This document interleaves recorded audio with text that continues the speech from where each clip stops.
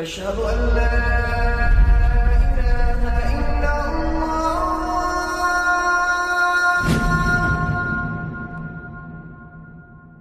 إن الحمد لله والصلاة والسلام على رسول الله وعلى آله وأصحابه وسلم تسليما كثيرا مزيدا إلى يوم الدين أما بعد.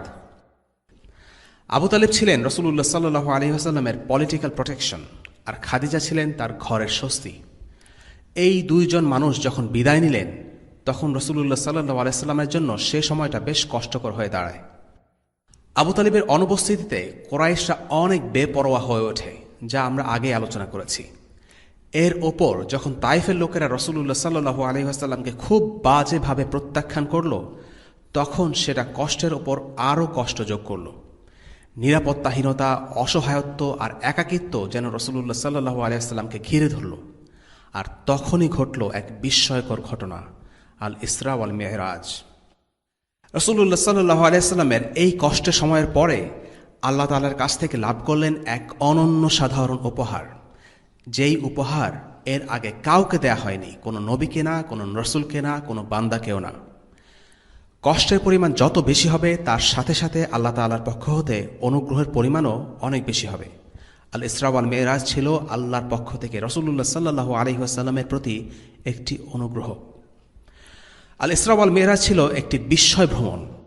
এই ভ্রমণের মাধ্যমে রাসূলুল্লাহ সাল্লাল্লাহু আলাইহি ওয়াসাল্লামকে আল্লাহ তাআলা তার শক্তি আর ক্ষমতার কিছু নিদর্শন দেখিয়েছেন, যেন আল্লাহ রাসূল সাল্লাল্লাহু আলাইহি ওয়াসাল্লাম ঈমানি শক্তিতে আরও বেশি বলিয়ান হতে পারেন। শিরকের বিরুদ্ধে যে মিশন তিনি শুরু করেছেন, সেই মিশন চালিয়ে যেতে মনস্তাত্ত্বিকভাবে শক্তিশালী থাকা খুব জরুরি ছিল। এই একই উদ্দেশ্যে মূসা আলাইহিস সালামকে আল্লাহ তাআলার কিছু আয়াত বা নিদর্শন দেখা হয়েছিল। হে মূসা, তোমার ডান হাতে ওটা কি?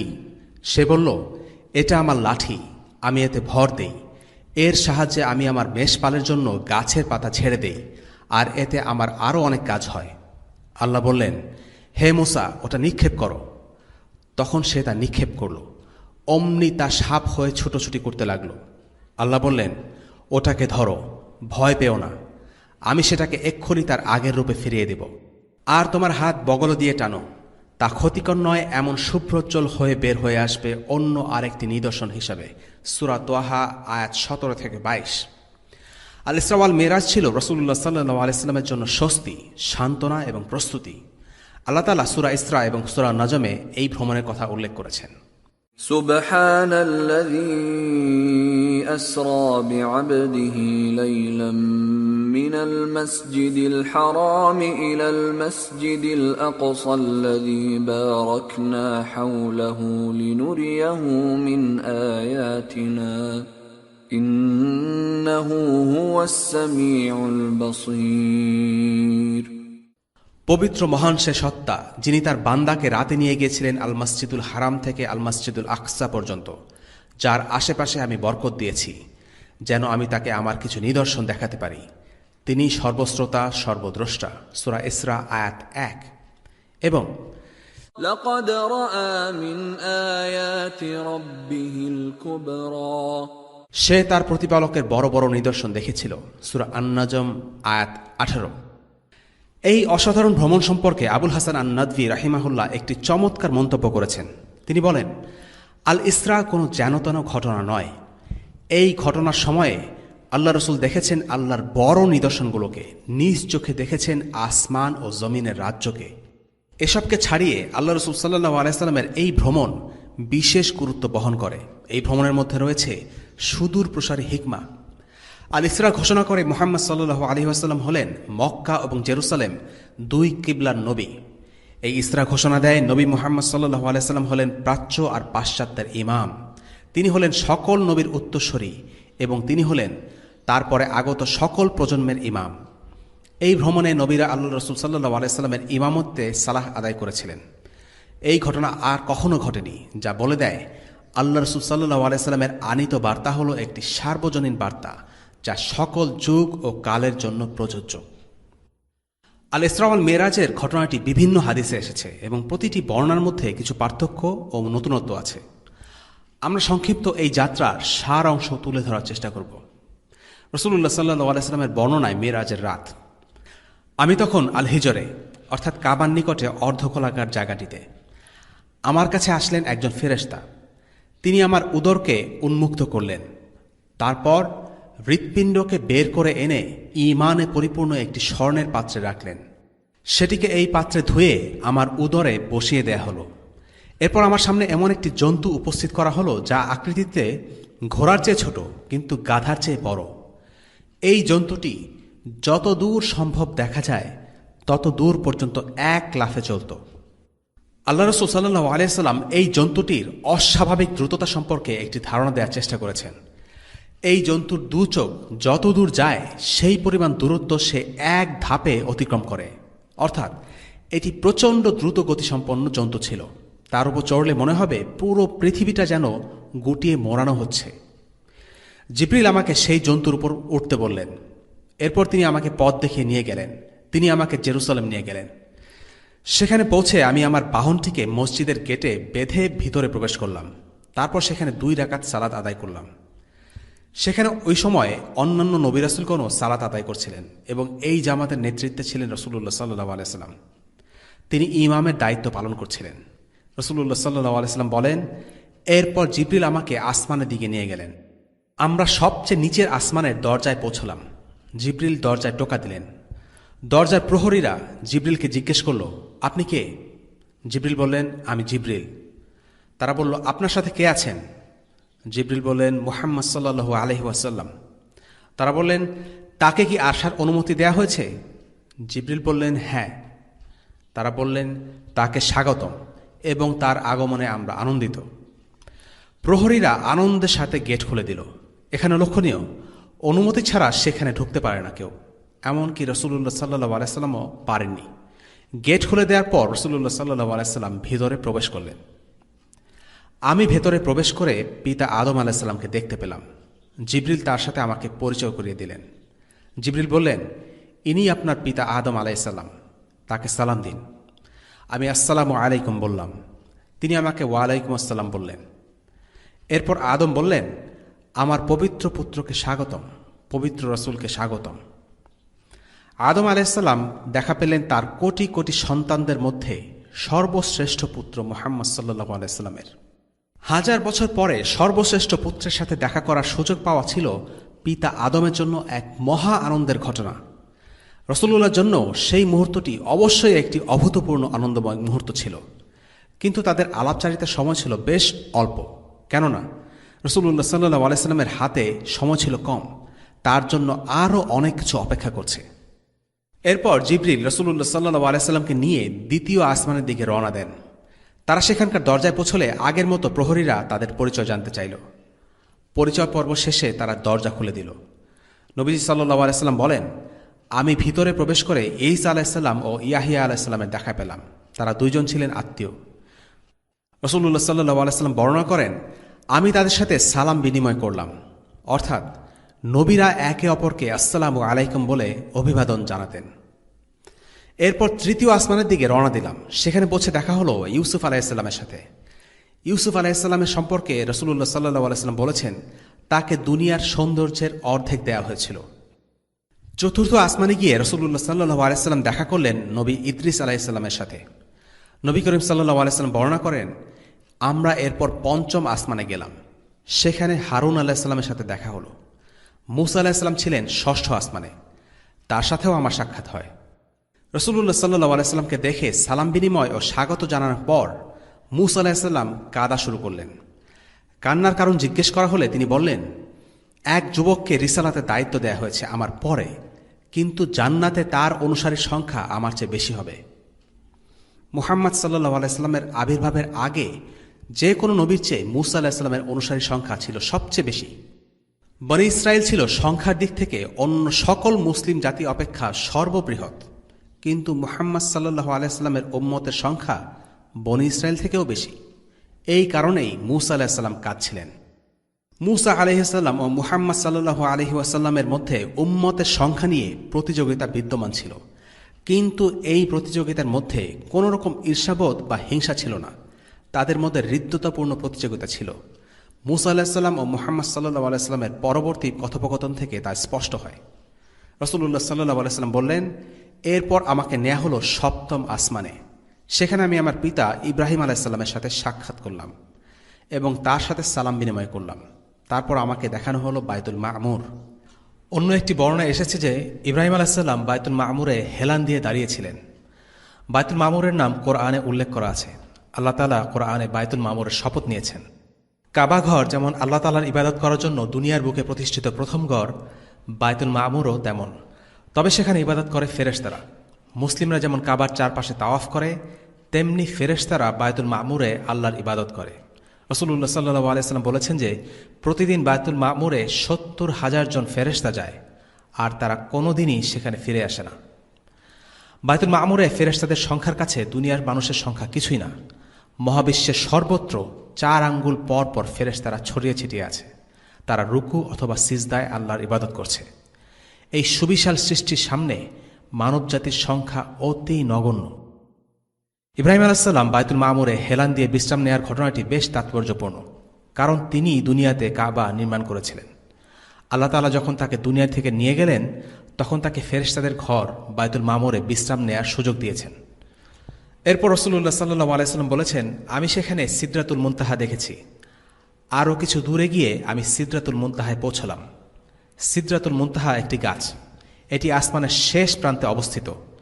এর পরেই শুরু হয়েছে আখিরাতের জীবন, জান্নাত, আল্লাহ তাআলা আরশ। অর্থাৎ আল্লাহ তাআলা সৃষ্ট এই বিশ্বের শেষ প্রান্ত হল সিদরাতুল মুনতাহা। একটার পর একটা করে মোট ৭ আসমান, সব শেষে রয়েছে সিদরাতুল মুনতাহা। এর পরে শুরু হয়েছে অন্য আরেক জগৎ, আখিরাতের আবাস। রাসূলুল্লাহ সাল্লাল্লাহু আলাইহি ওয়াসাল্লাম মুনতাহায় পৌঁছে দেখলেন এর নিচ থেকে ৪টি নদী প্রবাহিত হচ্ছে। তিনি জিবরিলকে এই নদী সম্পর্কে জিজ্ঞেস করলেন। জিবরিল আলাইহিস সালাম বললেন, ২টি নদী দৃশ্যমান আর বাকি ২টি নদী লুকায়িত। যে ২টি নদী দেখা যায় সেগুলো হলো নীল নদ ও ফোরাত নদী, আর লুকায়িত নদীগুলো জান্নাতের নদী। দুনিয়ার নীল নদ ও ফোরাত নদী এতটাই পবিত্র যে এই ২টার সমতুল্য নদী আসমানেও রয়েছে। আর এই গাছটি জান্নাতের এত কাছে যে জান্নাতের ২টি নদী এর নিচ দিয়েই প্রবাহিত হচ্ছে। এই ৭ আসমানের আকাশ সম্পর্কে বলা আছে, প্রথম আসমান দ্বিতীয় আসমানের তুলনায় মরুভূমিতে পড়ে থাকা একটি আংটির মতো। দ্বিতীয় আসমান তৃতীয় আসমানের তুলনায় মরুভূমিতে পড়ে থাকা আরেকটি আংটির মতো। এভাবে পরেরগুলো একই। আর সপ্তম আসমান কুরসির তুলনায় মরুভূমিতে একটি ছোট্ট আংটির মতো। সর্বনিম্ন আসমানের তুলনায় কুরসি যে কতটা বড় সেটা ধারণা করা আমাদের সাধ্যের বাইরে। আমরা যে দুনিয়ায় আছি তা প্রথম আসমানের মধ্যে অবস্থিত, কারণ আল্লাহ তাআলা বলেছেন, ওয়ালাকাদ যায়্যানাস সামাআদ দুনিয়া বিমাসাবিহা, আমরা সর্বনিম্ন আসমানকে নক্ষত্ররাজি দিয়ে সজ্জিত করেছি। অর্থাৎ সমস্ত নক্ষত্ররাজি সর্বনিম্ন আসমানে অবস্থিত, আর সমস্ত নক্ষত্ররাজির সর্বশেষ সীমানায় মানুষ এখনও পৌঁছতে পারেনি। আর রাসূলুল্লাহ সাল্লাল্লাহু আলাইহি ওয়াসাল্লাম এই সুবিশাল সৃষ্টি দেখার সুযোগ পেয়েছিলেন। এটি ছিল অনন্য সাধারণ এক সফর। সিদরাতুল মুনতাহা অতিক্রম করে সামনে যাওয়ার পর তিনি আরও ওপরে ওঠেন। শেষ পর্যন্ত আল্লাহ তাআলার সাথে সাক্ষাৎ করেন। এটাই ছিল তার ভ্রমণের চূড়ান্ত গন্তব্যস্থল। আল্লাহ তাআলা তাকে প্রতিদিন ৫০ ওয়াক্ত সালাত আদায় করার নির্দেশ দিলেন। রাসূলুল্লাহ সাল্লাল্লাহু আলাইহি ওয়াসাল্লাম বলেন, আমি ফিরে আসছিলাম, পথিমধ্যে মূসা আলাইহিস সালামের সাথে দেখা। তিনি আমাকে জিজ্ঞেস করলেন, আল্লাহ আপনাকে কি বলেছেন? আমি বললাম, আল্লাহ তাআলা আমার উম্মতকে প্রতিদিন ৫০ ওয়াক্ত সালাত আদায় করার হুকুম দিয়েছেন। মূসা বললেন, আপনার উম্মত তা পালন করতে পারবে না। আমি আপনার আগে অনেক লোককে দেখেছি এবং আমার কওম বনী ইসরায়েলের সাথে দীর্ঘ সময় কাটিয়েছি। মানুষের ব্যাপারে আমার অভিজ্ঞতা আছে। আপনি আল্লাহ তাআলার কাছে ফিরে যান, সালাতের সংখ্যা কমিয়ে দিতে বলুন, যাতে আপনি নিশ্চিন্ত হতে পারেন। রাসূলুল্লাহ তার বয়োজ্যেষ্ঠ রাসূলের কথা অনুযায়ী আল্লাহ তাআলার কাছে ফিরে গেলেন। সালাতের সংখ্যা কিছুটা কমিয়ে দিন। আল্লাহ তাআলা সালাতের সংখ্যা ১০ ওয়াক্ত কমিয়ে দিলেন। মুহাম্মদ সাল্লাল্লাহু আলাইহি ওয়াসাল্লাম নতুন নির্দেশ নিয়ে নিচে নেমে আসছিলেন। তার সাথে আবার মূসা আলাইহিস সালামের দেখা হলো। মূসা জিজ্ঞেস করলেন, কি হয়েছে? রাসূলুল্লাহ তাকে খুলে বললেন। তখন মূসা বললেন, আবার ফিরে যান, সালাতের সংখ্যা আরও কিছু কমিয়ে দেওয়ার জন্য আল্লাহ তাআলাকে অনুরোধ করুন। রাসূলুল্লাহ সাল্লাল্লাহু আলাইহি ওয়াসাল্লাম আবার আল্লাহ তাআলার কাছে গেলেন। আরও ১০ ওয়াক্ত কমিয়ে দেওয়া হলো। ফিরতি পথে মূসা তাকে আবার জিজ্ঞেস করলেন। রাসূলুল্লাহ সাল্লাল্লাহু আলাইহি ওয়াসাল্লাম তাকে জানালেন যে আল্লাহ তাআলা সালাতের সংখ্যা কমিয়ে ৩০ ওয়াক্ত করার নির্দেশ দিয়েছেন। মূসা আলাইহিস সালাম সালাতের সংখ্যা আরও কমিয়ে আনার জন্য ফিরে যেতে বললেন। মুহাম্মদ সাল্লাল্লাহু আলাইহি সাল্লাম আবারও ফিরে গেলেন এবং এবারও 10 কমিয়ে দেয়া হলো। মূসা এই কথা শুনে আবার যেতে বললেন। এবার কমিয়ে 10 করা হলো। মূসার উপদেশ অনুযায়ী মুহাম্মদ সাল্লাল্লাহু আলাইহি সাল্লাম আবার গেলেন। এবার কমিয়ে 5 ওয়াক্ত নির্ধারণ করা হলো। তিনি ফিরে এসে মূসা আলাইহিস সালামকে তা জানালেন। মূসা আলাইহিস সালাম বললেন, মুহাম্মদ, মানুষ সম্পর্কে আমার অনেক অভিজ্ঞতা আছে। আমি বনী ইসরায়েলের সাথে ছিলাম। আপনার উম্মতের জন্য এটাও কষ্টকর হবে। আপনি আবার ফিরে যান এবং আরও কমিয়ে দেওয়ার জন্য আল্লাহ তাআলাকে অনুরোধ করুন। মুহাম্মদ সাল্লাল্লাহু আলাইহি সাল্লাম বললেন, আবার অনুরোধ করতে আমি লজ্জাবোধ করছি, আমি আর পারব না। মুহাম্মদ সাল্লাল্লাহু আলাইহি সাল্লাম ও মূসা আলাইহিস সালামের ব্যক্তিত্বের মাঝে বেশ কিছু পার্থক্য আছে। মূসা আলাইহিস সালাম সালাতের সংখ্যা কমানোর জন্য আল্লাহ তাআলার কাছে তর্ক করতে দ্বিধাবোধ করতেন না। মূসা আলাইহিস সালামই হচ্ছেন সেই নবী যিনি আল্লাহ তাআলাকে বলেছিলেন তিনি আল্লাহকে দেখতে চান, অথচ আল্লাহ তাআলাই তার সাথে কথা বলেছিলেন, যার সুযোগ অন্য কোনো নবী পাননি। তারপরও মূসা আলাইহিস সালাম শুধু কথা বলে ক্ষান্ত হলেন না, আল্লাহর সাথে দেখা করতে চাইলেন। এর ফলে কি ঘটেছিল তা কোরআনে আছে। তিনি অজ্ঞান হয়ে পড়েছিলেন। আবার তিনি মৃত্যুর ফেরেশতাকে ঘুষি মেরেছিলেন এবং এতে মৃত্যুর ফেরেশতার চোখ ভালোভাবেই আঘাতপ্রাপ্ত হয়েছিল। আল্লাহ তাআলা প্রেরিত সমস্ত নবী রাসূলগণের উদ্দেশ্য ও লক্ষ্য একই ছিল, কিন্তু তাদের এক একজনের ব্যক্তিত্ব এক এক রকম ছিল। এদিকে মুহাম্মদ সাল্লাল্লাহু আলাইহি সাল্লাম সালাতের সংখ্যা কমানোর জন্য যেতে লজ্জা পাচ্ছিলেন। ঠিক এই সময় তিনি একটি কণ্ঠস্বর শুনতে পেলেন, এটাই আপনার উম্মতের জন্য নির্ধারণ করা হয়েছে। প্রতিদিন 5 ওয়াক্ত সালাত আদায় করতে হবে, তবে এর জন্য 50 ওয়াক্তের পুরস্কার দেয়া হবে। সেই একই রাতে রাসূলুল্লাহ সাল্লাল্লাহু আলাইহি সাল্লাম দুনিয়াতে ফিরে আসেন। এরপর তিনি উম্মে আয়মানের কাছে গিয়ে সমস্ত ঘটনা খুলে বললেন। তিনি বলেন, আমি রাতে জেরুজালেম গিয়ে ফিরে এসেছি। উম্মে আয়মান বললেন, হে আল্লাহর রাসূল, এই কথা আপনি কাউকে বলবেন না। কেউ আপনার কথা বিশ্বাস করবে না। সবাই বলবে এটা অবাস্তব ঘটনা। উম্মে আয়মান রাসূলুল্লাহ সাল্লাল্লাহু আলাইহি সাল্লামকে ঠিকই বিশ্বাস করেছিলেন, কিন্তু তিনি আশঙ্কা করছিলেন যে অন্য লোকেরা এই কথা বিশ্বাস নাও করতে পারে। আর কুরাইশ মুশরিকরা তো এই কথা নির্ঘাত উড়িয়ে দেবে। যেখানে জেরুজালেম যেতে প্রায় 1 মাস সময় লাগে, সেখানে রাসূলুল্লাহ সাল্লাল্লাহু আলাইহি সাল্লাম 1 রাতের মধ্যেই সেই জায়গায় গিয়েছিলেন। শুধু তাই নয়, ওই 1 রাতেই সেখান থেকে মক্কায় ফিরে এসেছেন এবং এরই মধ্যে 7 আসমান ঘুরে দেখেছেন। তাই উম্মে আয়মান তাকে এই ঘটনা সবাইকে বলতে মানা করছিলেন। কিন্তু রাসূলুল্লাহ সাল্লাল্লাহু আলাইহি সাল্লাম বললেন, না, আমি এই ঘটনা সবাইকে জানাবো। লোকেরা যাই বলুক না কেন, আমি এই সত্য ঘটনা প্রচার করতে পিছপা হব না। এটা আমার উপর অর্পিত দায়িত্বের একটি অংশ। আমার দায়িত্ব হচ্ছে সবাইকে জানিয়ে দেয়া। এই বিশাল ঘটনার তাৎপর্য ও এই ঘটনা নিয়ে লোকেদের প্রতিক্রিয়া সামনে নেয়া কতটা কঠিন হবে সে সম্পর্কে রাসূলুল্লাহ সাল্লাল্লাহু আলাইহি সাল্লামের ধারণা ছিল। তিনি জানতেন বিষয়টা সহজ হবে না। তিনি বেশ চুপচাপ ও চিন্তিত ছিলেন। তিনি কয়েকজনকে এই ঘটনাটি জানালেন। এক পর্যায়ে তা আবু জাহেলের কাছে পৌঁছে গেল। রাসূলুল্লাহ সাল্লাল্লাহু আলাইহি সাল্লাম তখন মসজিদে। লোকজন কেমন প্রতিক্রিয়া দেখাবে তা নিয়ে তিনি উদ্বিগ্ন। আবু জাহেল তার কাছে এসে বলল, মুহাম্মদ, কোনো নতুন সংবাদ আছে নাকি? রাসূলুল্লাহ সাল্লাল্লাহু আলাইহি সাল্লাম বললেন, হ্যাঁ আছে। আবু জাহেল বলল, কি সেই খবর? রাসূলুল্লাহ বললেন, আমি গত রাতে জেরুজালেম গিয়ে আবার সেই রাতেই ফিরে এসেছি। আবু জাহেল বলল, জেরুজালেম? রাসূলুল্লাহ সাল্লাল্লাহু আলাইহি সাল্লাম বললেন, হ্যাঁ, জেরুজালেম। এবার আবু জাহেল বলে উঠল, মুহাম্মদ, আমি যদি এখনই তোমার লোকদের এখানে ডেকে আনি, তাহলে কি তুমি তাদের সামনে ঠিক এই কথাটাই বলতে পারবে যা আমাকে এই মাত্র বলেছ? তিনি উত্তর দিলেন, হ্যাঁ, অবশ্যই পারব। আবু জাহেল বেশ খুশি মনে কুরাইশদের ডাকতে লাগল। এটা ছিল তার জন্য মুহাম্মদকে পাগল প্রমাণ করার জন্য সুবর্ণ সুযোগ। সে সবাইকে ডাকতে লাগল, হে কুরাইশের লোকেরা, এদিকে এসো, শুনে যাও। সবাই উপস্থিত হলে সে রাসূলুল্লাহ সাল্লাল্লাহু আলাইহি সাল্লামকে বলল, হে মুহাম্মদ, তুমি কিছুক্ষণ আগে আমাকে যা বলেছ তা তোমার লোকদেরকে শোনাও দেখি। রাসূলুল্লাহ সাল্লাল্লাহু আলাইহি সাল্লাম কোনো রকম দ্বিধাদ্বন্দ্ব ছাড়া বা অস্বস্তি ছাড়াই তাদেরকে বললেন, আমি গত রাতে জেরুজালেম গিয়ে ফিরে এসেছি। উপস্থিত লোকেরা এই কথা শুনে হাসাহাসি করতে লাগল, শীষ বাজিয়ে হাততালি দিয়ে অবজ্ঞা করতে লাগল। এই ঘটনা তাদের জন্য এক চরম বিনোদনের জন্ম দিল। পরিস্থিতি খুব অস্বস্তিকর হয়ে উঠল। চারপাশের মানুষেরা এই ঘটনা নিয়ে মজা করছে, হাসি ঠাট্টা করছে, হাততালি দিচ্ছে। সেখানে তখন এমন কিছু লোক ছিল যারা নিয়মিত জেরুজালেম যেত।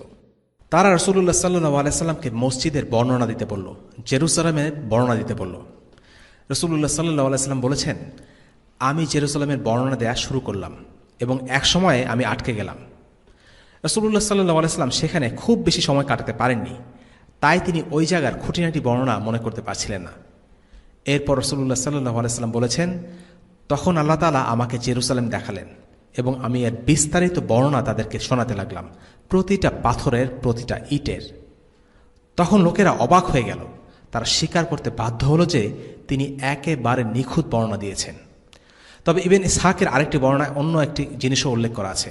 সেখানে বলা হয়েছে, যখন রাসূলুল্লাহ সাল্লাল্লাহু আলাইহি সাল্লাম মক্কায় ফিরে আসছিলেন, তখন তিনি কুরাইশদের একটি কাফেলা দেখতে পান। সেই কাফেলাটি তাদের একটি উট হারিয়ে ফেলেছিল।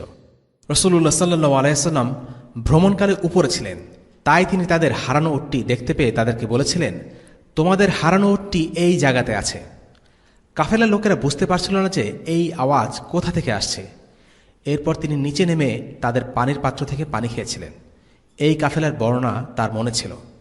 তাই রাসূলুল্লাহ সাল্লাল্লাহু আলাইহি সাল্লাম প্রমাণস্বরূপ তাদেরকে উদ্দেশ্য করে বলতে লাগলেন, তোমাদের অমুক কাফেলাটি তমুক স্থানে আছে, তারা তাদের উট হারিয়ে ফেলেছিল, আমি তাদের পাত্র থেকে পানি পান করেছিলাম। কাফেলাটির সামনে একটি উট ছিল। এরপর তিনি সেই উটের বর্ণনা দিতে লাগলেন এবং উটের উপর কি কি ছিল তাও বলে দিলেন। রাসূলুল্লাহ সাল্লাল্লাহু আলাইহি সাল্লামের দেয়া তথ্য যাচাই করার জন্য তারা তখনই কাফেলার কাছে কিছু লোক পাঠালো। এটি তখনও মক্কার বাইরে ছিল। পরে তারা মিলিয়ে দেখল যে রাসূলুল্লাহ সাল্লাল্লাহু আলাইহি সাল্লাম যা যা বলেছেন তার সবই সত্য। কাফেলার লোকেরা উট হারিয়ে ফেলেছিল এবং আকাশ হতে আগত একটি আওয়াজ শুনে তারা তা খুঁজে পেয়েছিল। এমনকি তাদের কাছে যে খাওয়ার পানি ছিল তার পরিমাণও কিছুটা কমে গিয়েছিল। এত সব নিদর্শন আর প্রমাণ তাদের সামনে উপস্থিত করা সত্ত্বেও তারা এই ঘটনায় বিশ্বাস স্থাপন করতে পারেনি। মিরাজের ঘটনাটি হজম করা সবার জন্য এতটাই কষ্টকর ছিল যে বেশ কিছু দুর্বল ঈমানের মুসলিম মুরতাদ হয়ে যায়। কিন্তু আল্লাহ তাআলা এই ধরনের মুজিজা তার নবীদেরকেই দেখিয়ে থাকেন। আল ইসরা ওয়াল মেরাজের বর্ণনা এখানে শেষ নয়। আমরা সংক্ষেপে শুরু থেকে শেষ পর্যন্ত ইসরা ওয়াল মেরাজের ভ্রমণ কাহিনী বর্ণনা করেছি। এই ভ্রমণের মধ্যে আরও অনেকগুলো ঘটনা আছে, যেমন নবীদেরকে রাসূলুল্লাহ সাল্লাল্লাহু আলাইহি ওয়াসাল্লাম দেখেছেন, তাদের সাথে কথা বলেছেন, বাইতুল মামুর দেখেছেন, সিদরাতুল মুনতাহার বিশদ বর্ণনা করেছেন। হাদিস এবং সিরাতে ইসরা ওয়াল মেরাজের আরও অনেক বর্ণনা পাওয়া যায়। তবে সেই বর্ণনাগুলো ছড়ানো ছিটানো, ভ্রমণের ঠিক কোথায় ঘটেছে এবং কখন ঘটেছে সেগুলো পরিষ্কার নয়। আপাত পরস্পর বিরোধী কিছু বর্ণনা আছে। মেরাজের ঘটনা নিয়ে আরও অনেক জাল বর্ণনাও আছে, কাজেই এই ব্যাপারে সাবধানতা অবলম্বন করা জরুরি। এবং আরেকটা বিষয় জেনে রাখা দরকার, পুরো মাক্কি জীবনের যত হাদিস আছে সেগুলো সবগুলো একত্র করলে মেরাজের যতগুলো হাদিস আছে তার চেয়ে সংখ্যায় কম হবে। প্রথম একটি ঘটনা উল্লেখ করা যাক, দুধ, পানি, মধু এবং মদের পাত্রের ঘটনা। এই ঘটনাটার বেশ কয়েকটা ভার্সন আছে। একটি বর্ণনায় এসেছে, বাইতুল মাকদিসে সালাত আদায় করার পর জিবরিল আল্লাহ রাসূল সাল্লাল্লাহু আলাইহি সাল্লামের সামনে দুধ, পানি এবং মদের 3টি পাত্র রাখলেন। কোনো বর্ণনায় এসেছে দুধ, মধু এবং মদ, কোনো বর্ণনায় এসেছে শুধু দুধ এবং মদের পাত্রের কথা। তবে এই ঘটনাটি কখন ঘটেছে সেটা নিয়েও একাধিক বর্ণনা আছে। কেউ বলেছেন এটা বাইতুল মাকদিসে, কেউ বলেছেন ঊর্ধ্বাকাশে, আল্লাহই ভালো জানেন। তবে প্রতিটি বর্ণনায় আল্লাহ রাসূল সাল্লাল্লাহু আলাইহি সাল্লাম বেছে নিলেন দুধের পাত্র। এর একটি প্রতীকী অর্থ আছে। দুধ হচ্ছে বিশুদ্ধতার প্রতীক, হিদায়াতের প্রতীক। অন্যদিকে মদ হচ্ছে পথভ্রষ্টতার প্রতীক। আল্লাহ রাসূল সাল্লাল্লাহু আলাইহি সাল্লাম যখন দুধের পাত্র বেছে নিলেন তখন জিবরিল বললেন, আপনি হিদায়াত লাভ করলেন এবং আপনার উম্মতও হিদায়াত লাভ করল। দ্বিতীয় ঘটনা, নবীদের সাথে কথোপকথন। রাসূলুল্লাহ সাল্লাল্লাহু আলাইহি সাল্লাম যখন অন্য নবীদের সাক্ষাৎ পেলেন তাদের সাথে কি বিষয়ে কথা বলেছিলেন? তাদের আলোচনার একটি টপিক ছিল শেষ জামানা বা বিচার দিবস। ইব্রাহিম আলাইহিসসালাম এবং মুসা আলাইহিসসালাম এই ব্যাপারে তেমন কিছু জানতেন না, কিন্তু এই ব্যাপারে ঈসা আলাইহিসসালামের কিছু জ্ঞান ছিল। আমরা জানি শেষ জামানায় ঈসা আলাইহিসসালাম আবার ফিরে আসবেন এবং দাজ্জালকে হত্যা করবেন। এরপর আগমন ঘটবে ইয়াজুজ এবং মাজুজের। তারা পৃথিবীর সমস্ত পানি খেয়ে ফেলবে। এরপর ঈসা আলাইহিসসালাম আল্লাহর কাছে দোয়া করবেন এবং এরপর ইয়াজুজ এবং মাজুজ মারা যাবে। তখন পুরো পৃথিবী জুড়ে তাদের লাশ ছড়িয়ে থাকবে। এরপর তিনি আবার দোয়া করবেন। তখন আল্লাহ তাআলা বৃষ্টি বর্ষণ করাবেন এবং পুরো দুনিয়া পরিষ্কার হয়ে যাবে। আর এরপরই হবে কিয়ামত। এই বর্ণনাটি আল্লাহ রাসূল জেনেছেন ঈসা আলাইহিসসালাতু ওয়াসসালামের কাছ থেকে। মূসা আলাইহিসসালামের সাথে নবীজির কি কথোপকথন হয়েছে সেটা আমরা একটু আগে উল্লেখ করেছি। ইব্রাহিম আলাইহিসসালামের সাথে নবীজির কথোপকথনের একটি ঘটনা আছে। ইব্রাহিম আলাইহিসসালাম নবীজিকে বললেন, মুহাম্মদ, তোমার উম্মাহকে আমার সালাম দিও, তাদেরকে বলে দিও জান্নাতের মাটি উর্বর, কিন্তু সেখানে কোনো ফসল নেই। জান্নাতের মাটিতে চারা গজাবে জিকির থেকে, সুবহানাল্লাহ, আলহামদুলিল্লাহ, লা ইলাহা ইল্লাল্লাহ, আল্লাহু আকবার।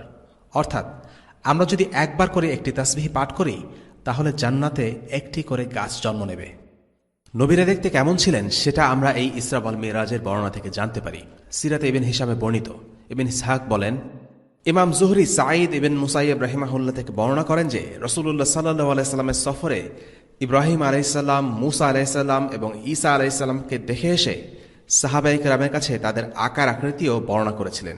তিনি বলেছিলেন, দৈহিক গঠনের দিক দিয়ে তোমাদের সাথী অর্থাৎ আমি অপেক্ষা আর কাউকে ইব্রাহিম আলাইহিসসালামের সঙ্গে বেশি সাদৃশ্যপূর্ণ দেখিনি, আর তোমাদের সাথীর সাথেও বেশি সাদৃশ্যপূর্ণ হযরত ইব্রাহিম আলাইহিসসালাম ছাড়া কাউকে দেখিনি।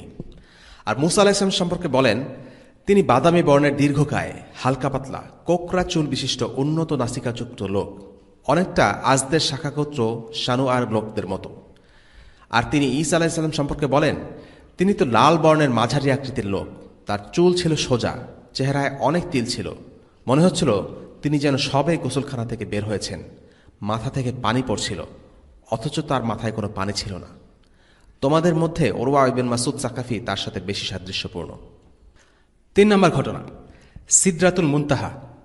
সিদরাতুল মুনতাহা হচ্ছে একটি গাছ, যা আমরা আগেই বলেছি। গাছটির শাখাগুলো বিশাল, পাতাগুলো হাতির কানের মতো, আর ফলগুলো হিজর অঞ্চলের জলাধারের মতো, অনেকটা ড্রামের মতো বলতে পারেন। রঙিন কিছু জিনিস সেই গাছকে ঢেকে রেখেছে। স্বর্ণের প্রজাপতি সেই সিদরাতুল মুনতাহাকে ঘিরে উড়োউড়ি করে। খুবই মনোমুগ্ধকর একটি গাছ, যা আল্লাহ রাসূলকে দেখানো হয়েছিল। সিদরাতুল মুনতাহা বুখারীর একটি হাদিসে এসেছে, নবীজি যখন সপ্তম আসমানে ইব্রাহিম আলাইহিসসালামকে অতিক্রম করলেন তখন সিদরাতুল মুনতাহা দেখেছেন। আবার মুসলিমের হাদিসে এসেছে ষষ্ঠ আসমানে তিনি সিদরাতুল মুনতাহা দেখেছেন। ইমাম আন-নাওয়ীর মতে এই গাছটি এতই বড় যে এর গুড়ি বা কাণ্ড হচ্ছে ষষ্ঠ আসমানে, আর শাখা প্রশাখাগুলো বিস্তৃত সপ্তম আসমানে। সুবহানাল্লাহ। এই সিদরাতুল মুনতাহায় রাসূলুল্লাহ সাল্লাল্লাহু আলাইহি ওয়াসাল্লাম জিবরিলকে তার সত্যিকার আকৃতি দেখেছিলেন।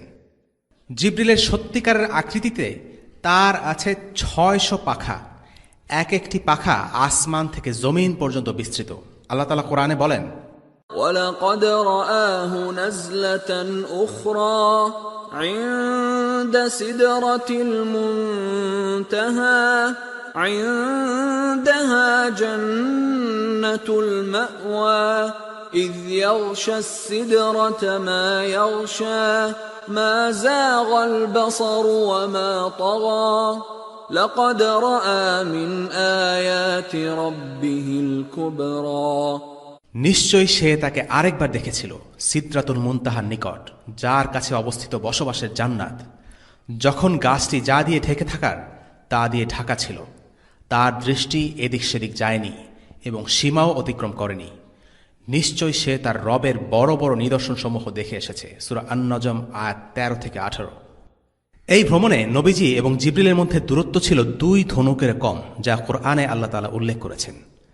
علمه شديد القوى ذو مرة فاستوى وهو بالأفق الأعلى ثم دنا فتدلى فكان قاب قوسين أو أدنى فأوحى إلى عبده ما أوحى। তাকে শিক্ষা দিয়েছে প্রবল শক্তিধর, প্রজ্ঞার অধিকারী। অতঃপর সে স্থির হয়েছিল, তখন সে ঊর্ধ্ব দিগন্তে। তারপর সে নিকটবর্তী হল, অতঃপর আরও কাছে এলো, তখন সে নৈকট্য ছিল ২ ধনুকের পরিমাণ অথবা তারও কম। অতঃপর তিনি তার বান্দার প্রতি যা ওহী করার তা ওহী করলেন। সূরা আন-নজম আয়াত ৫ থেকে ১০। প্রসঙ্গক্রমে একটি বিষয় এই ব্যাপারে না জানলেই নয়, আল্লাহ রাসূল সাল্লাল্লাহু আলাইহি ওয়াসাল্লাম কি মিরাজের রাতে আল্লাহকে দেখেছিলেন? এই আয়াতের বরাত দিয়ে একজন মাসরুক নামের একজন তাবেঈ, যিনি ছিলেন সাহাবীদের ছাত্র, তিনি আয়েশা রাদিয়াল্লাহু আনহাকে জিজ্ঞেস করেন, উম্মুল মুমিনিন, আপনাকে একটি প্রশ্ন করতে চাই, আপনি রাগ করবেন না। আচ্ছা, এই আয়াতে কি বলা হচ্ছে না নবীজি আল্লাহকে দেখেছেন? তাদের মাঝে 2 ধনুকেরও কম দূরত্ব ছিল। আয়েশা রাদিয়াল্লাহু আনহা উত্তরে বললেন, সুবহানাল্লাহ, তোমার এই কথা শুনে তো আমার গায়ের রোম খাড়া হয়ে গেল। তুমি যা জিজ্ঞেস করেছ তা আমি সবার আগে নবীজিকে জিজ্ঞেস করেছিলাম। এই আয়াতে জিবরিলের কথা বলা হয়েছে, আল্লাহ সুবহানাহু ওয়া তাআলার কথা না। আয়েশা রাদিয়াল্লাহু আনহা অন্যত্র বলেন, যে বলে নবীজি আল্লাহকে দেখেছেন সে মিথ্যা বলেছে, কেননা আল্লাহ তাআলা কোরআনে বলেছেন কোনো দৃষ্টি তাকে দেখতে পারে না। এছাড়াও মুসলিমে একটি হাদিস আছে যেখানে আবু যর রাদিয়াল্লাহু আনহু নবীজিকে জিজ্ঞেস করেছিলেন, আপনি কি আপনার রবকে দেখেছিলেন? নবীজি সাল্লাল্লাহু আলাইহি ওয়াসাল্লাম উত্তর দেন, তিনি তো নূর, আমি তাকে কিভাবে দেখব? অর্থাৎ নবীজি আল্লাহকে দেখেননি, তিনি তার নূর দেখেছেন। যখন বলা হয় মেরাজের রাতে আল্লাহ রাসূল সাল্লাল্লাহু আলাইহি ওয়াসাল্লাম আল্লাহকে দেখেছেন, তখন বোঝানো হয় তিনি আল্লাহকে অন্তর দিয়ে দেখেছেন, চোখ দিয়ে নয়। আল্লাহ তাআলাকে এই দুনিয়াতে দেখা সম্ভব নয়, যা আমরা মূসা আলাইহিস সালামের ক্ষেত্রে দেখেছি। তবে আখিরাতে মুমিনরা আল্লাহকে দেখতে পাবে। 4 নম্বর ঘটনা, কলম। বায়তুল মামুরের পর আল্লাহ রাসূল সাল্লাল্লাহু আলাইহি ওয়াসাল্লামকে এমন একটি জায়গায় নিয়ে যাওয়া হয় যেখানে তিনি কলমের লেখন শব্দ শুনতে পাচ্ছিলেন। এটা কোন কলম?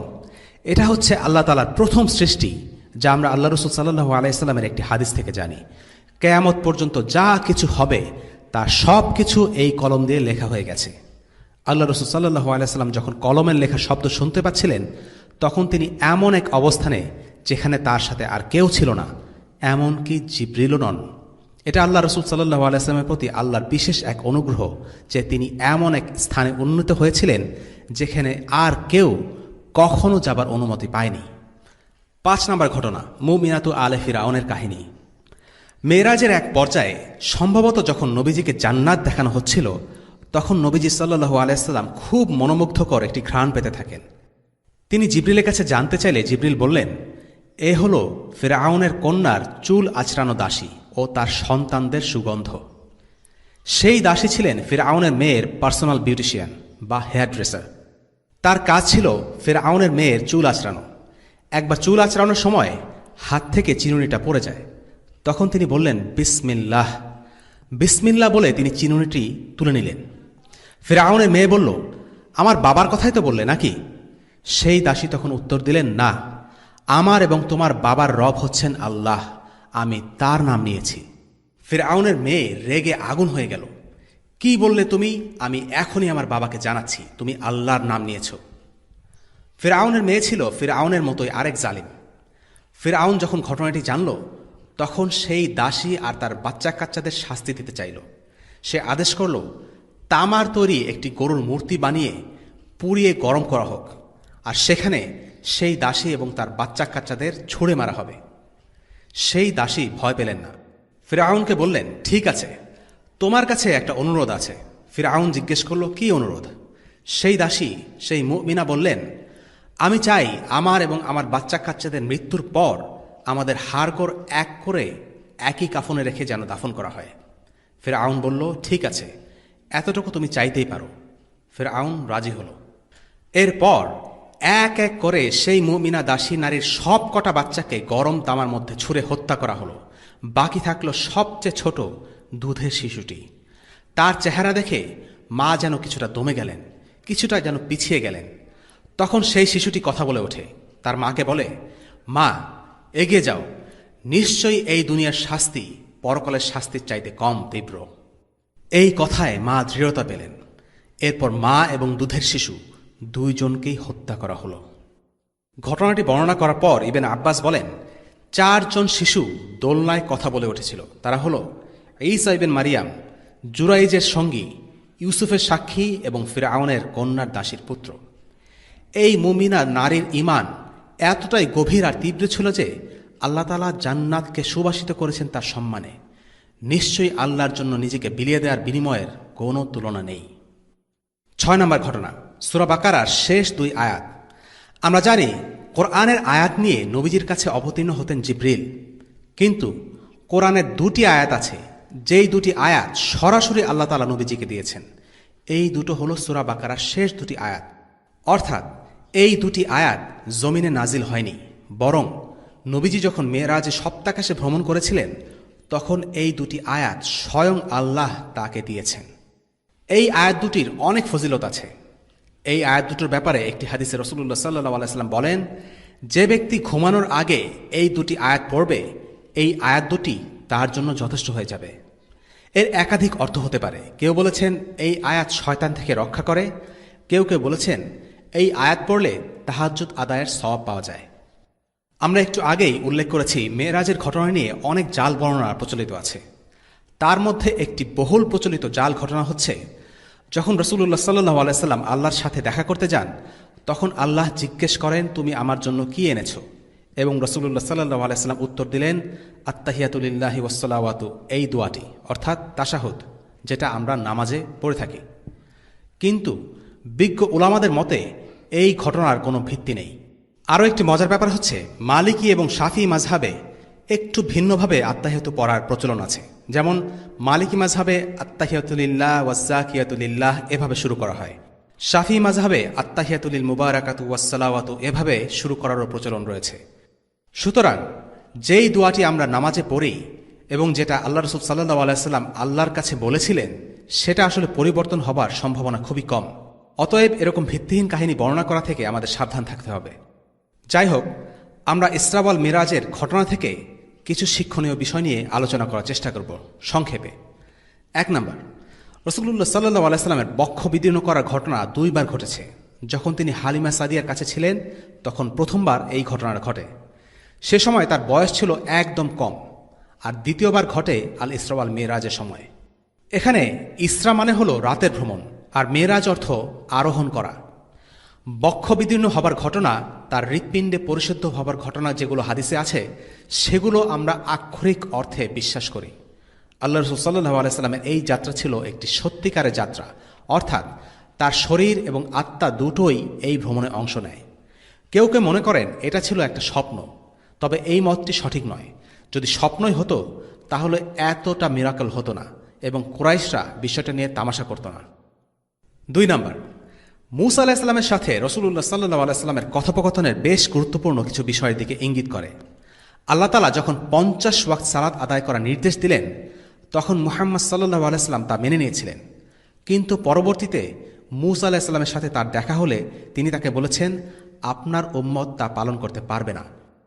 মূসা আলাইহিস সালাম তার দীর্ঘদিনের নবুয়তের অভিজ্ঞতা থেকে এই উপদেশটি দিয়েছিলেন। এটাই অভিজ্ঞতার মূল্য।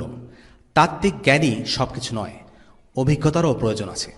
মূসা আলাইহিস সালাম রাসূলুল্লাহ সাল্লাল্লাহু আলাইহি সাল্লামকে বলেছিলেন, মানুষের ব্যাপারে আমার অনেক অভিজ্ঞতা আছে, আপনি নতুন, কিন্তু আমি আমার জীবনের অধিকাংশ সময় কাটিয়েছি বনী ইসরায়েলের মতো এক কওমের সাথে।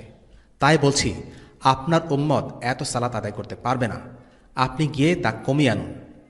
মূসা আলাইহিস সালাম তার অভিজ্ঞতার ঝুলি থেকেই রাসূলুল্লাহ সাল্লাল্লাহু আলাইহি সাল্লামকে এমন উপদেশ দিয়েছিলেন। মূসার নিজ জীবন থেকেই বিষয়টি আরও স্পষ্টভাবে বোঝা যায়। যখন মূসা তার 40 দিনের সাওম শেষে আল্লাহ তাআলার সাথে কথা বলতে গেলেন, তখন আল্লাহ তাআলা তাকে জানালেন যে তার অনুপস্থিতিতে বনী ইসরায়েলরা বাছুরের উপাসনা করছে। এই কথা শুনে তিনি খুব তীব্র প্রতিক্রিয়া ব্যক্ত করেননি, কিন্তু তিনি যখন নিজ চোখে এই দৃশ্য দেখলেন, তখন তিনি রেগে ফেটে পড়েন আর আল্লাহর কাছ থেকে পাওয়া সদ্য ফলকগুলো হাত থেকে ছুঁড়ে ফেলেন। এর কারণ হলো, কোনো কিছু শোনা আর দেখার মধ্যে পার্থক্য আছে। আল্লাহ তাআলা যখন নবীজিকে 5 ওয়াক্ত সালাত নির্ধারণ করে দিলেন, তখনও মূসা আলাইহিস সালাম বলেছিলেন, 5 ওয়াক্ত সালাত আদায় করাও এই উম্মতের জন্য কষ্টকর হয়ে পড়বে। মূসা আলাইহিস সালাম আসলে ঠিকই বলেছিলেন। বর্তমানে মুসলিমদের অধিকাংশই প্রতিদিন 5 ওয়াক্ত সালাতও ঠিকমতো আদায় করে না। অনেকে নিজের ইচ্ছানুযায়ী সালাত আদায় করে, অর্থাৎ কিছু আদায় করে আবার কিছু বাদ দেয়, আবার অনেকে কিছুই করে না। আল্লাহ মূসা আলাইহিস সালামের উপর রহম করুন, যিনি মুসলিম উম্মার জন্য নামাজকে সহজ করে দিয়েছেন। যদি প্রতিদিন 50 ওয়াক্ত সালাত আদায় করা লাগত, তবে কতই না কষ্টকর হতো। মূসা নিঃসন্দেহে ধন্যবাদ পাওয়ার যোগ্য। প্রকৃতপক্ষে নবী রাসূলদের মধ্যে যে প্রতিযোগিতা বিদ্যমান ছিল, তাতে কোনো রকম হিংসা বিদ্বেষ ছিল না, বরং তারা একে অপরের প্রতি সহানুভূতিশীল ছিলেন। রাসূলুল্লাহ সাল্লাল্লাহু আলাইহি সাল্লামকে দেখে মূসা আলাইহিস সালামের কেঁদে ফেলার কারণ ছিল, তিনি জানতেন রাসূলুল্লাহর অনুসারীর সংখ্যা তার অনুসারী থেকে অনেক বেশি হবে, কিন্তু তারপরও তিনি রাসূলুল্লাহকে তার উম্মতের সুবিধার জন্য উপদেশ দিয়েছিলেন। রাসূলুল্লাহর প্রতিও তার সহানুভূতিমূলক মনোভাব ছিল। আল্লাহ তাআলার সকল নবী একে অপরকে ভালোবাসেন। তাদের মধ্যকার প্রতিযোগিতা ছিল একে অপরকে ভালোবাসার প্রতিযোগিতা। শেষ বিচারের দিনে বিভিন্ন নবী রাসূলদের অনুসারীর সংখ্যা হবে বিভিন্ন রকম। কারোর সাথে 10 জন অনুসারী থাকবে, আবার কারোর সাথে 5 জন বা 1 জন। আবার কোনো নবী উপস্থিত হবেন একেবারে একা। এমন নবী থাকবেন যিনি সারা জীবন ধরে মানুষকে দ্বীনের পথে আহ্বান করেছেন, কিন্তু কেউই তাদের এই আহ্বানে সাড়া দেয়নি। এরপর রাসূলুল্লাহ সাল্লাল্লাহু আলাইহি ওয়াসাল্লাম কিয়ামতের দিন এক বিশাল জনসমুদ্র দেখে ভাববেন এটা তার উম্মত, কিন্তু সেটি হবে মূসার উম্মত। রাসূলুল্লাহ সাল্লাল্লাহু আলাইহি ওয়াসাল্লামের উম্মতের সংখ্যা হবে আরও বেশি। 3. আল ইসরা ওয়াল মিরাজের ঘটনা থেকে আরেকটি শিক্ষণীয় বিষয় হল সালাতের গুরুত্ব। ইসলামের সকল ইবাদতের আদেশ নাজিল হয়েছে দুনিয়ার বুকে জিবরিলের মাধ্যমে, কিন্তু একমাত্র সালাতের হুকুম আল্লাহ তাআলা সরাসরি দিয়েছেন। রাসূলুল্লাহ সাল্লাল্লাহু আলাইহি ওয়াসাল্লামের সাথে একান্ত সাক্ষাতে এই আদেশ দেওয়া হয়েছে। মূসা আলাইহিস সালাম যখন তুর পর্বতের উপর আল্লাহ তাআলার সাথে সরাসরি কথা বলেছিলেন, তখন আল্লাহ তাআলা বনী ইসরায়েলের জন্য সালাতের বিধান নির্ধারণ করে দেন। অর্থাৎ এই ক্ষেত্রেও আল্লাহ তাআলা সালাতের নির্দেশ তার রাসূলকে সরাসরি জানিয়ে দিয়েছে, আমি আল্লাহ, আমি ব্যতীত কোনো ইলাহ নেই, অতএব আমার ইবাদত করো এবং আমার শরণার্থে সালাত কায়েম করো। সূরা তাহা আয়াত 14।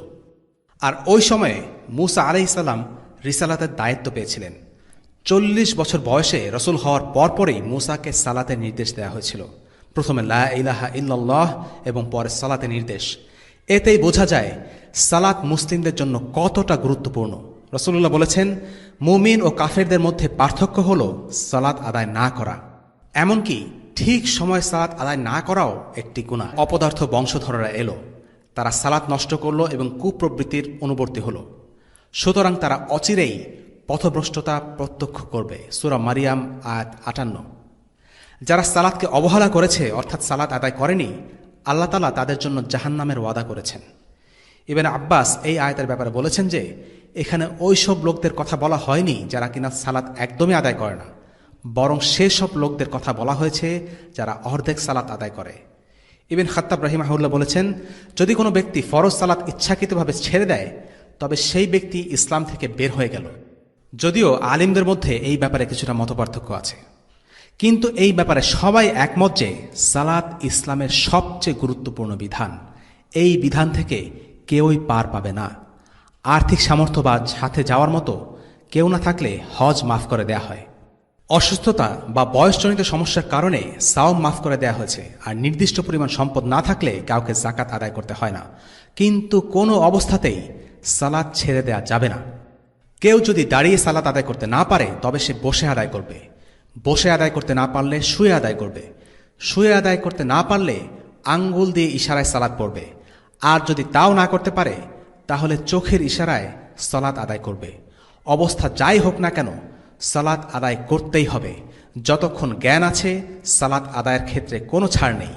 এমনকি যুদ্ধ চলাকালীন সময়েও সালাত আদায় করতে হবে। সালাত হলো এমন একটি ইবাদত যা ছেড়ে দেওয়ার জন্য কোনো অজুহাতই কার্যকর হবে না। মুসলিম আলিমগণ বলেছেন যে শত্রুপক্ষের উপর নজরদারি করার সময় আঙ্গুল দিয়ে ইশারায় সালাত আদায় করা যাবে। 5 নম্বর শিক্ষা, প্রত্যেক পরীক্ষা বা কষ্টের পর আল্লাহ তাআলা বান্দাকে স্বস্তি দেন। নবুয়তের 7ম বছরের পর পরবর্তী 3টি বছর ছিল কঠিন একটা সময়। প্রথমত, এই 3 বছর নবীজি সাল্লাল্লাহু আলাইহি ওয়াসাল্লাম তার অনুসারী এবং তার গোত্র লোকদের নিয়ে শেরে আবু তালিবে অবরুদ্ধ অবস্থায় কাটান। দ্বিতীয়ত, অবরোধ থেকে মুক্তির কিছুদিন পরেই মারা গেলেন তার চাচা আবু তালিব এবং এরপর স্ত্রী খাদিজা। তৃতীয়ত, আবু তালিবের মৃত্যুর পর কুরাইশরা অত্যাচারের মাত্রা আরও বাড়িয়ে দিল। এবং চতুর্থত, তয়েফের লোকেরা আল্লাহ রাসূল সাল্লাল্লাহু আলাইহি ওয়াসাল্লামের সাথে জঘন্য আচরণ করেছিল। কিন্তু এত কিছুর পরেও আল্লাহ রাসূল সাল্লাল্লাহু আলাইহি ওয়াসাল্লাম ভেঙে পড়েননি। তিনি তার কার্যক্রম চালিয়ে যেতে থাকেন। আর তখনই ঘটল এই অসাধারণ ঘটনা। দীর্ঘ কষ্টের সময়ের পর আল্লাহ তাআলা তাকে এই ভ্রমণের সুযোগ দিয়েছেন। এই ভ্রমণে জিবরিল আলাইহিস সালাম ছিলেন তার পথপ্রদর্শক। এই ভ্রমণে তিনি পূর্ববর্তী নবী রাসূলদের সাথে দেখা করার সুযোগ পান। এই ভ্রমণ ছিল যেন সত্যিকারের এক বিস্ময় রাজ্যে ভ্রমণ। তিনি আসমানের এমন স্তরে উঠতে পেরেছিলেন যেখানে আর কেউ অনুমতি পায়নি। এক জায়গা থেকে আরেক জায়গায় ঘুরে শেষ পর্যন্ত তিনি জান্নাতে প্রবেশ করেছিলেন। রাসূলুল্লাহ সাল্লাল্লাহু আলাইহি ওয়াসাল্লাম আল কাউসার নামের একটি নদী দেখেছিলেন। এটি তাকে দেয়া হয়েছে। এই নদী ছিল আল্লাহ তাআলার পক্ষ থেকে রাসূলুল্লাহ সাল্লাল্লাহু আলাইহি ওয়াসাল্লামের প্রতি এক বিশেষ উপহার। আল্লাহ তাআলা বলেছেন, কষ্টেই সাথে রয়েছে স্বস্তি। এর মানে হলো আল্লাহ তার বান্দাদের কষ্টের জন্য উত্তম পুরস্কারের অঙ্গীকার করেছেন। একজন মুসলিম যত কষ্টের মধ্যেই থাকুক না কেন, আল্লাহ তাআলা প্রতিটি কষ্টের বিনিময়ে তার জন্য কিছু না কিছু বরাদ্দ করে রেখেছেন, যা সে এই দুনিয়ায় অথবা পরকালে পাবে। সুতরাং একজন মুসলিমের কখনোই ভেঙে পড়া উচিত না। 6 নম্বর শিক্ষা, আমাদের মুসলিমদের নিজেদের দ্বীনের ব্যাপারে সৎ সাহস থাকা চাই, আমাদের মধ্যে মেরুদণ্ড থাকা চাই। ইসলামের ব্যাপারে আমরা যখন কথা বলবো তখন মাথা উঁচু করে বলবো। যদি লোকেরা আমাদের নিয়ে হাসি ঠাট্টা করে, সেটা আমরা পাত্তা দেব না। আল্লাহ রাসূল সাল্লাল্লাহু আলাইহি সাল্লামের সাথে এমন একটি ঘটনা ঘটেছিল যেটা ছিল একটা মুজিজা, যে কেউ হয়তো হেসে উড়িয়ে দেবে, কিন্তু আল্লাহ রাসূল সাল্লাল্লাহু আলাইহি সাল্লাম ভয় পাননি। তিনি সাহসের সাথে কুরাইশদের বলেছেন তার সাথে রাতের বেলা কি হয়েছে। বাতিলের সামনে আমাদের এমনই হওয়া উচিত। 7 নম্বর শিক্ষা, হাদিস শাস্ত্রের মূলনীতি। কুরাইশের লোকেরা যখন আল ইসরা ওয়াল মেরাজের ঘটনা নিয়ে হাসি ঠাট্টা করছিল, তখন আবু বকর রাদিয়াল্লাহু আনহু সেখানে ছিলেন না। তিনি যখন মক্কায় প্রবেশ করছিলেন, তখন কেউ একজন তার কাছে গিয়ে বলল, আপনি জানেন কি হয়েছে? মুহাম্মদ দাবি করেছে যে তিনি এক রাতের মধ্যেই জেরুসালেম গিয়ে আবার ফিরে এসেছেন। এরপর আবু বকর রাদিয়াল্লাহু আনহু বলেছিলেন, যদি তিনি এই কথা দাবি করে থাকেন তাহলে তা অবশ্যই সত্য। এরপর আবু বকর রাদিয়াল্লাহু আনহু যখন জানতে পারলেন যে মুহাম্মদ সাল্লাল্লাহু আলাইহি ওয়াসাল্লাম আসলেই দাবি করেছেন, তখনই তিনি এই ঘটনার বিনা দ্বিধায় সত্য বলে মেনে নিয়েছিলেন। লক্ষণীয় হল আবু বকর রাদিয়াল্লাহু আনহুর উক্তির প্রথম অংশ। তিনি বলেছিলেন, তিনি যদি এই কথা বলে থাকেন, এই কথার মাধ্যমে হাদিসের সত্যতা যাচাইয়ের গুরুত্ব স্পষ্ট হয়। যে কেউ হাদিস বর্ণনা করলেই তা গ্রহণ করা যাবে না, বরং আমাদেরকে নিশ্চিত হতে হবে যে মুহাম্মদ সাল্লাল্লাহু আলাইহি সাল্লাম আসলেই তা বলেছিলেন কিনা। মুসলিম ও আহলে কিতাবদের মধ্যে মূল পার্থক্য আসলে এখানেই। ইহুদি ও খ্রিস্টানরা যা বলা হতো তা কোনোরকম যাচাই বাছাই ছাড়া গ্রহণ করত, যদিও বা তাদের প্রকৃত কিতাব আগেই পরিবর্তন করে ফেলা হয়েছিল। কিন্তু হাদিসের সত্যতা যাচাইয়ের জন্য মুসলিমদের রয়েছে আলাদা এক শাস্ত্র, যেখানে হাদিস বর্ণনাকারীদের মধ্যে কার বর্ণনা বিশ্বাসযোগ্য তা বের করার জন্য হাজার হাজার ব্যক্তিদের জীবনী নিয়ে পড়াশোনা করা হয়। 8 নম্বর শিক্ষা, আবু বকর রাদিয়াল্লাহু আনহুর মর্যাদা। আবু বকরের দ্বিতীয় উক্তির অংশ, তাহলে তার সত্য। রাসূলুল্লাহ সাল্লাল্লাহু আলাইহি ওয়াসাল্লামের প্রতি আবু বকরের বিশ্বাস এমনই দৃঢ় ছিল যে রাসূল যাই বলতেন তিনি তাই বিশ্বাস করতেন, এবং এই কারণেই তাকে বলা হতো সিদ্দিক। 9 নম্বর শিক্ষা, এই সফর আমাদেরকে পবিত্র ভূমি জেরুজালেমের গুরুত্ব জানিয়ে দেয়। আল্লাহ তাআলা সূরা আল ইসরাতে বলেছেন, পরম পবিত্র ও মহিমাময় সত্তা তিনি, যিনি স্বীয় বান্দাকে রাত্রিবেলায় ভ্রমণ করিয়েছিলেন মসজিদুল হারাম থেকে মসজিদে আকসা পর্যন্ত, যার আশেপাশে আমি বরকত দিয়েছি, যেন আমি তাকে আমার কিছু নিদর্শন দেখাতে পারি। নিশ্চয় তিনি পরম শ্রবণকারী ও দর্শনশীল। সূরা ইসরা আয়াত 1। জেরুসালেমের কর্তৃত্বের ব্যাপারে মুমিনদের প্রতিশ্রুতি দেয়া হয়েছিল। আল্লাহ তাআলা ইব্রাহিম আলাইহিস সালামের কাছে ওয়াদা করেছিলেন যে জেরুসালেমের অভিভাবকত্ব ইব্রাহিম আলাইহিস সালামের উত্তরসূরিদের কাছে ফিরিয়ে দেয়া হবে। এই ওয়াদা বনী ইসরায়েলের বিভিন্ন নবী রাসূলের মাধ্যমে বাস্তবায়িত হয়েছে। মূসা আলাইহিস সালামকেও জেরুসালেমের কর্তৃত্ব দেওয়ার ওয়াদা করা হয়েছিল, তবে তিনি সেটা তার জীবদ্দশায় দেখে যেতে পারেননি। তার উত্তরসূরি ইউশা বিন নুনের জীবদ্দশায় জেরুসালেমের কর্তৃত্ব মুমিনদের হাতে দেয়া হয়। বনী ইসরাইল যতদিন পর্যন্ত সত্যের পথের অনুসারী ছিল, ততদিন পর্যন্ত আল্লাহ তাআলা তাদেরকে এই পবিত্র ভূমিতে অবস্থান করতে দিয়েছিলেন। কিন্তু যখন তারা আল্লাহ তাআলার দ্বীন থেকে বিচ্যুত হয়ে পড়ল, নবীদের বিরুদ্ধে যুদ্ধ শুরু করে দিল, তাদেরকে খুন করতে লাগলো, এমনকি ঈসা আলাইহিস সালামকে হত্যা করার চেষ্টা চালালো, তখনই আল্লাহ তাআলা তাদের কাছ থেকে জেরুসালেম কেড়ে নিলেন এবং এই পবিত্র ভূমির দায়িত্ব ইসমাঈল আলাইহিস সালামের উত্তরসূরিদের উপর অর্পণ করলেন। আর এই কারণেই জেরুসালেম এখন মুহাম্মদ সাল্লাল্লাহু আলাইহি ওয়াসাল্লাম ও তার উম্মতের ভূমি।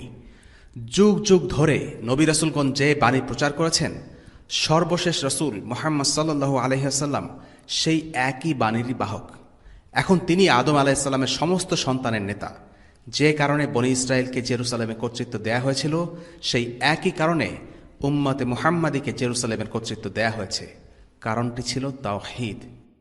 মূসা আলাইহিস সালাম যেমন তার জীবদ্দশায় জেরুসালেম জয় করতে পারেননি, কিন্তু তারই অনুসারী ইউশা বিন নুন আলাইহিস সালামের সময় তা মুসলিমদের কর্তৃত্বে আসে, ঠিক তেমনি মুহাম্মদ সাল্লাল্লাহু আলাইহি ওয়াসাল্লাম তার জীবদ্দশায় জেরুসালেম জয় করতে না পারলেও ওমর ইবনুল খাত্তাব রাদিয়াল্লাহু আনহুর শাসনামলে তা মুসলিমদের অধীনে চলে আসে।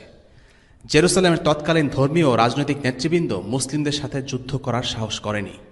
তবে মুসলিমরা যখন জেরুসালেমের গেটে পৌঁছল, তারা বলল, আমরা মুসলিমদের খলিফা ছাড়া আর কারো কাছে আত্মসমর্পণ করব না। চাবি নেয়ার জন্য তাকেই এখানে আসতে হবে। এজন্য ওমর ইবনুল খাত্তাব রাদিয়াল্লাহু আনহু জেরুসালেমের চাবি নেয়ার জন্য মদিনা থেকে জেরুসালেমে এসেছিলেন। পরবর্তীকালে 1099 সালে ক্রুসেডাররা জেরুসালেম ছিনিয়ে নেয় এবং সালাউদ্দিন আল আইয়ুবী 88 বছর পর জেরুসালেমকে আবার মুক্ত করেন। এরপর থেকে 1917 সাল পর্যন্ত জেরুসালেম মুসলিমদের কর্তৃত্বে থাকে। 1917 সালে ব্রিটিশরা জেরুসালেম দখল করে। এরপর আস্তে আস্তে সেখানে ইহুদিদের মাইগ্রেশন শুরু হয়।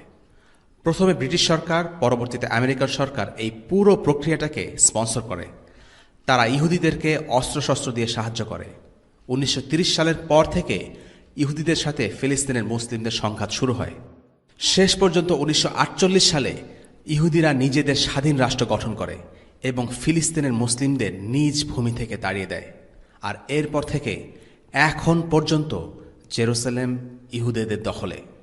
ফিলিস্তিন কিভাবে মুসলিমদের হাতছাড়া হয়ে ইহুদিদের হয়ে গেল, এই ইতিহাস আমাদের সবার জেনে রাখা দরকার।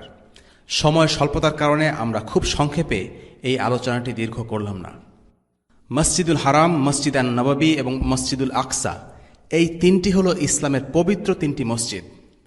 মসজিদুল আকসা হচ্ছে জেরুসালেমে, আর জেরুসালেমকে ইহুদি এবং খ্রিস্টানরাও পবিত্র মনে করে। তাই জেরুসালেমকে কেন্দ্র করে মুসলিমদের সাথে খ্রিস্টান এবং ইহুদি উভয় জাতির যুদ্ধ হয়েছে। তবে একটি বিষয় মনে রাখা প্রয়োজন, তা হল আল মসজিদুল আকসার উপর হুমকি আসার মানে হল কার্যত মসজিদুল হারাম এবং মসজিদুল নববীর উপরেও হুমকি আসা। ইহুদি এবং খ্রিস্টানরা মক্কা মদিনাও দখল করতে চায়। ক্রুসেডাররা যখন 1099 সালে জেরুসালেম দখল করেছিল, তখন তারা মদিনার নবীজির কবর থেকে তার লাশ চুরি করতে চেয়েছিল। পর্তুগিজরা পরবর্তীতে মক্কা মদিনা দখলের চেষ্টা করেছিল, কিন্তু উসমানীয় খিলাফা এবং মিশরের মামলুকদের কারণে সেটা সম্ভব হয়নি। 1967 সালের আরব ইসরায়েল যুদ্ধে জেরুসালেম দখল করার পর ডেভিড বেন গুরিয়ন বলেছিল, আমরা জেরুসালেম দখল করেছি, আমরা এখন ইয়াসরিবের পথে আছি। অর্থাৎ তাদের চোখ মদিনার দিকে। গোল্ডা মায়ার নামের আরেক ইসরায়েলি নেতা বলেছিল, আমি মদিনা আর হিজাজ থেকে আমার পূর্বপুরুষদের গন্ধ পাই, ওগুলো আমাদের জায়গা, আমরা ওগুলো দখল করে নেব। ইসরায়েলের ইহুদিরা বর্তমানে কেবল ফিলিস্তিনি দখল করে রাখলেও তারা আরবের সবগুলো দেশ একে একে দখল করার পরিকল্পনা রাখে। এখান থেকে বোঝা যায় যে মুসলিমদের সাথে কাফিরদের দ্বন্দ্ব কোনো জায়গার জমিদারি নিয়ে নয়, বরং এই দ্বন্দ্ব আদর্শের দ্বন্দ্ব, বিশ্বাসের দ্বন্দ্ব। কাজেই মুসলিমদের সাবধান হতে হবে। অলস বসে থাকার কারণে জেরুসালেম আজ মুসলিমদের হাত থেকে হাতছাড়া হয়ে গেছে। সালাফরা বলেন, যা জোর করে কেড়ে নেওয়া হয় তা জোর করেই ফিরিয়ে নিতে হয়। কাজেই জেরুসালেম মুসলিমদের কাছ থেকে অন্যায়ভাবে দখল করেছে ইহুদিরা, সেটাকে ফিরিয়ে আনার একটাই পথ, তা হচ্ছে জিহাদ ফি সাবিলিল্লাহ। 10 নম্বর পয়েন্ট। ইন্টারেস্টিং একটা বিষয় হল, সূরা আল ইসরার কেবল একটি আয়াতে আল্লাহ তাআলা ইসরা নিয়ে আলোচনা করেছেন, সেটি হচ্ছে প্রথম আয়াত। এরপরে 6টি আয়াতে আল্লাহ তাআলা ইহুদিদের ইতিহাস আমাদের সামনে তুলে ধরেছেন। وآتينا موسى الكتاب وجعلناه هدى لبني إسرائيل ألا تتخذوا من دوني وكيلا ذرية من حملنا مع نوح إنه كان عبدا شكورا وقضينا إلى بني إسرائيل في الكتاب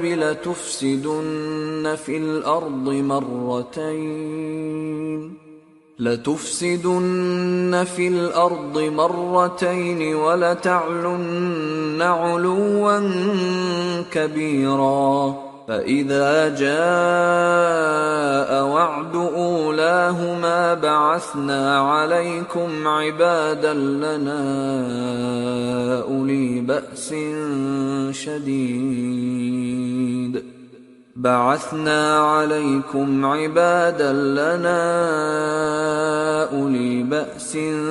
شديد فجاسوا خلال الديار وكان وعدا مفعولا ثم رددنا لكم الكرة عليهم وأمددناكم بأموال وبنين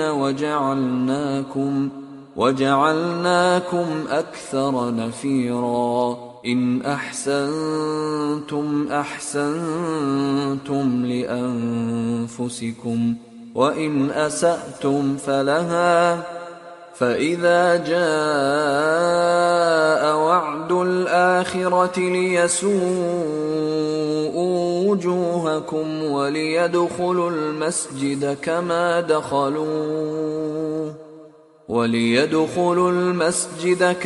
دخلوه أول مرة وليتبروا ما علوا تتبيرا আর আমি মূসাকে কিতাব দিয়েছি এবং তা বনী ইসরায়েলের জন্য পথনির্দেশ বানিয়েছি, যেন তোমরা আমাকে ছাড়া কোনো কর্মবিধায়ক না বানাও।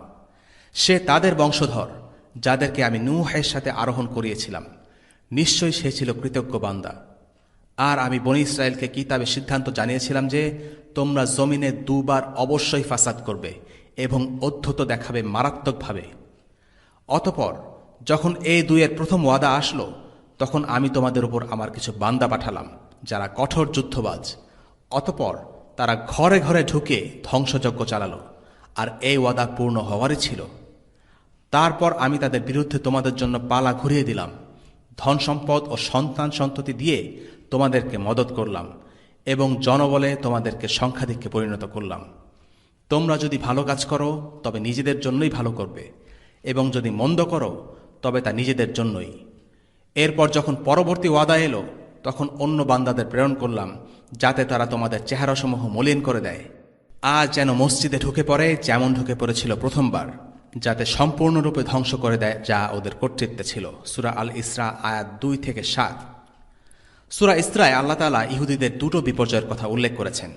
ইবন কাসিরের মতে ইহুদিদের প্রথম বিপর্যয় ঘটেছিল খ্রিস্টপূর্ব 597 সালে পারস্যদের হাতে।